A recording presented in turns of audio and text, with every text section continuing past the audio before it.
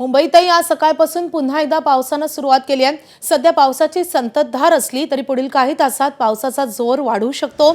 हवामान खात्याच्या वतीनं शुक्रवारपर्यंत पावसाचा जोर कायम राहील असा अंदाज वर्तवण्यात आलाय। मुंबईतही पावसानं जोर धरलाय। मुंबईत 90 मिलीमीटर तर उपनगरात 129.9 मिलीमीटर सरासरी पाऊस नोंदवला गेलाय। कुलाबा येथे 31 मिलीमीटर, सांताक्रूज येथे 48 मिलीमीटर पाऊस झालाय। उत्तर कोकण, रायगड, पुणे आणि नाशिकच्या घाटमाथ्याच्या परिसरात पुढील 24 तासात तुरळक ठिकाणी मुसळधार ते अतिमुसळधार पावसाची शक्यता वर्तवण्यात आली आहे। मुंबईत आज सकाळपासूनच पावसाची संततधार जी आहे ती सुरू आहे। सध्या कुर्ला सायन परिसरामध्ये आहे। या परिसरामध्ये आपण पाहतोय पावसाची गती जी आहे ती वाढत चालली आहे आणि त्यामुळे वाहतुकीवर देखील हळूहळू आता परिणाम व्हायला सुरुवात झालेली आहे। मुंबईसह उपनगरांमध्ये शुक्रवारपर्यंत पावसाचा जोर हा कायम राहणार आहे आणि त्यामुळे नागरिकांना काळजी घ्यावी असं आवाहन देखील करण्यात येत आहे। मागच्या 2-3 दिवसांमध्ये जर आपण पाहिलं तर पाऊस पुन्हा एकदा सक्रिय झाल्याचं आपल्याला दिसत आहे। 5 दिवस पुढचा जो आहे तो कोकण विदर्भामध्ये मुसळधार पाऊस कोसळू शकतो अशा पद्धतीची माहिती हवामान खात्याच्या वतीनं देण्यात आलेली आहे।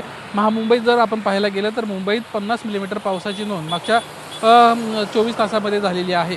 पश्चिमेकडून वाहणाऱ्या वेगवान वाऱ्यांमुळे राज्यातील विविध भागात पावसाचा जोर वाढण्याची शक्यता हवामान खात्याच्या वतीनं वर्तवली आहे। याच्यामध्ये प्रामुख्याने आपण पाहायला गेलं तर उत्तर कोकण, रायगड, पुणे आणि नाशिकच्या घाट भागात पुढील 24 तासात तुरळक ठिकाणी मुसळधार ते अतिमुसळधार पावसाची शक्यता वर्तवण्यात आली आहे। मुंबईतला विचार केला तर 24 तासांमध्ये मागच्या 40 ते 70 मिलीमीटर दरम्यान पाऊस झाला आहे। बोरिवली नॅशनल पार्क, मुलुंड, ठाणे या परिसरामध्ये 100 मिलीमीटरपेक्षा जास्त पावसाची नोंद झाली आहे। तर बुधवारी सकाळी 3 तासातच 20 ते 40 मीटर पाऊस झाले असल्यामुळं मोठ्या ठिकाणी पाणी साचल्याची घटना देखील समोर आली होती। आज देखील पावसाचा जोर हा कायम राहू शकतो आणि त्यामुळे सखल भागात पाणी साचण्याची शक्यता वर्तवण्यात आलेली आहे।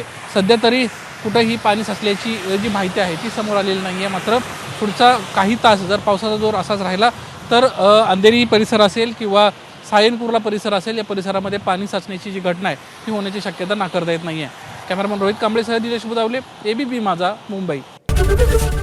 एबीपी माझा, उघडा डोळे बघा नीट।